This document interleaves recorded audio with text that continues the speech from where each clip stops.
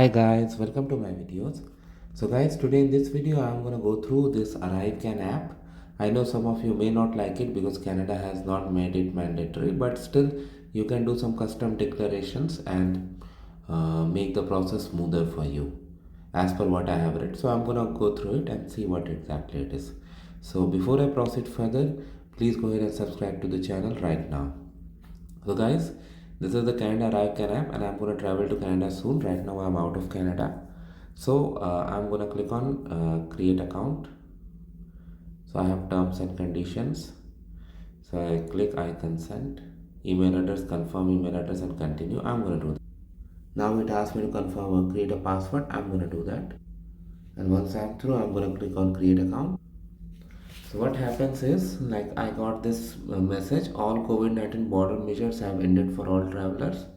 You can see the notice, but you can advance your CBSA declaration. This is optional. So I click on start. I click on consent. Arrival, airport, date of arrival. So I'm gonna fill it. And you can see that how many days in advance you can do now. Okay, so 1 2 3 4 5. Okay, not many. Then this comes. Let's complete your CBSA and click on continue. So first you can add travelers, and you have to add your travel document for this trip. If you're traveling as part of family or group, you can add multiple travelers after. Okay, so I'm gonna do.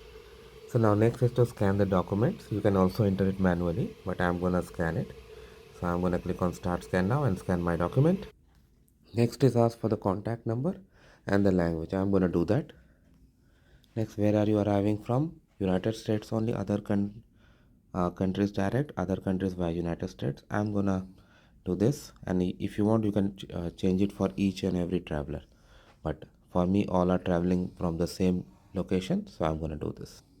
Where do you live? I select my option. You can. Next, how long have you been away? And you can change it for other travelers.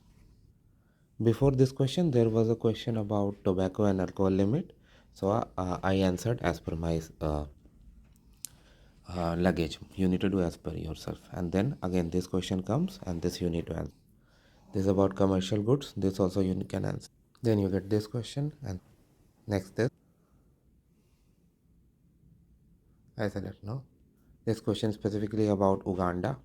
This is about this question. You can see. So this is the acknowledgement.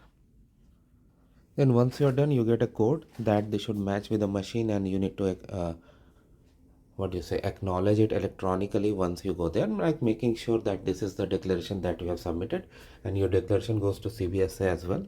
So I'm going to share my experience about that later once I'm through that.